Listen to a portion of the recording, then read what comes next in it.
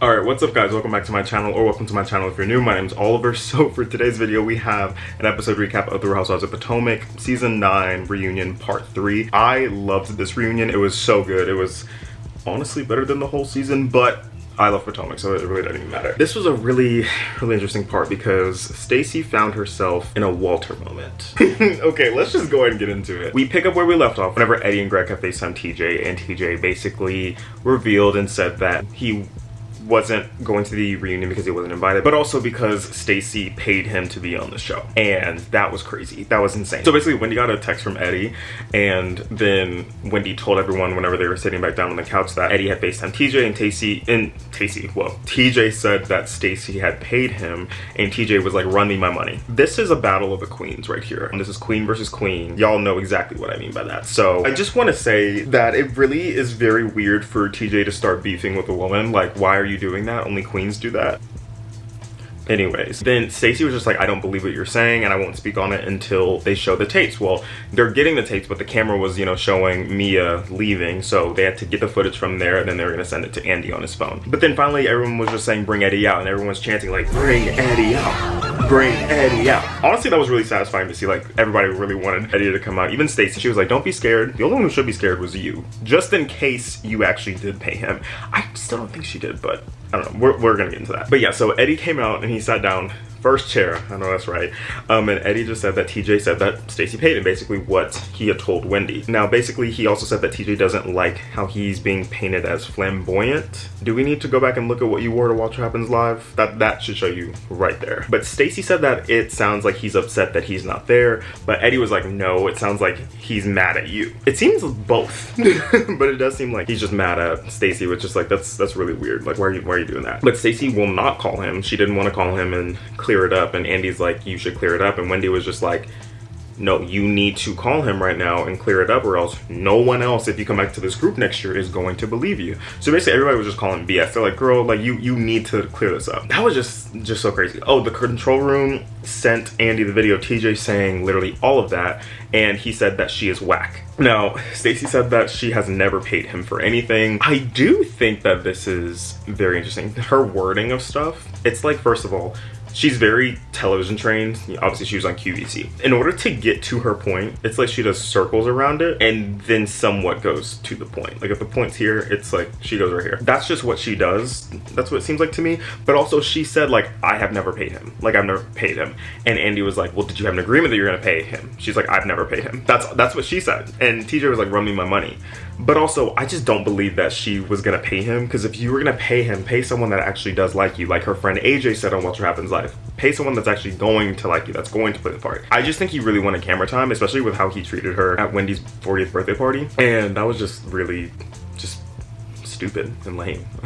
Like, the way he was acting, it was just like, dude, come on now, that's not right. But yeah, oh, my last point on this was that everyone was still calling BS for all that, because it was just crazy. Like, it was crazy. But anyways, if y'all are on my TikTok, y'all know this whole week I'm basically posting that reunion, because so many people were asking me for questions. The episode for the reunion wasn't even over, and people were already asking me to go ahead and start making TikToks about the scene for, like, bring Eddie out, or Stacey even reacting to the videos of it. Like, you guys have requested so much from this reunion already. The episode wasn't even over, and I was already getting DMs like, do this one, do that one. I'm like, okay, I'm on it, y'all. Just hold up. This whole week I'm gonna be posting it, so you'll see it on TikTok, not on Instagram. So you'll see. Okay, so after this we get on to Karen and her arrest. My first point here is that Wacklin was not understanding that Karen wasn't trying to talk about her arrest because it could have been used in court, which is true. Like, if she had said anything about it, it could have been used in court, especially with the sentencing. Especially because the sentencing got pushed back, what, twice? No. Court got pushed back, and then the sentencing got pushed back too. So yeah, I wrote in here that she should have done 60 days house arrest. It wasn't 60 days house arrest. It was 6 months house arrest or 60 days in jail.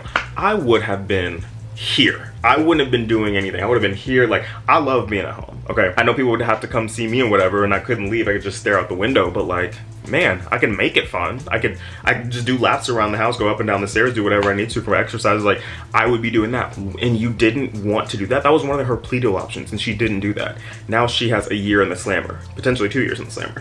So then we get to this video about Karen. This video seemed like they really knew what they were about to do. Like, it was kind of scripted. Not even kind of, it was like, it was very much scripted. Like, Let me show you.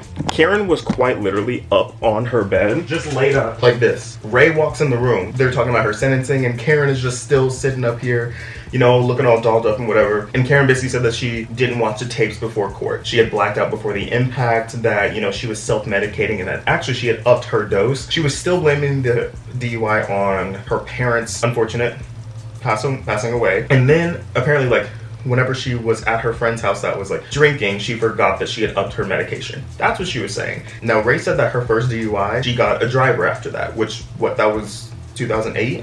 2007, 2008, and then 2011. Those are the 3 previous ones. They didn't even mention the other ones. They only said 1. But my next point in here says that this seems very produced. Didn't seem like accountability. And it didn't. Like, at all. Not at all. Let me get down. Okay, so for my next point, Wendy was about to say something and then she stopped herself. Then after that, Ashley said that whenever she was on the Amtrak train going up to New York to film the reunion, she sat next to this guy, and the guy was like, oh, what do you do? And she's like, well, I'm on this show called Real Housewives of Potomac. We're about to film the reunion. And then she showed him a picture of like the cast. And then he said, oh my God, I know that one. Talking about Karen. Saying that Karen would go to Legal Seafood in Tyson's Corner. I think that's the mall. I think it's closed now too. And she would just day drink.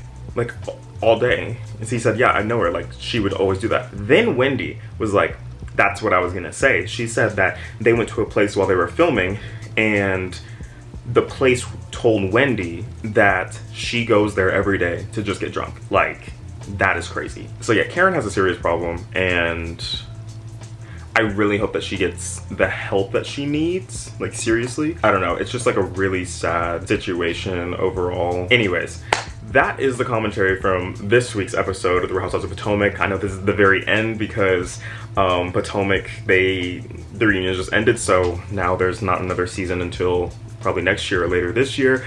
But in exciting news, I will be starting The Real Housewives of Atlanta season 16 episode recaps, since they're taking the Potomac time slot for Sundays at 7 p.m. my time, at least. So anyways, I'm really excited for Atlanta to come on. I saw the preview for it. It looks really good. It looks very good. Thank you guys so much for watching this video. Hope you enjoyed it as much as I did making it. Please remember to like and subscribe, and see you guys in the next one. I say that really fast, but anyways, bye guys.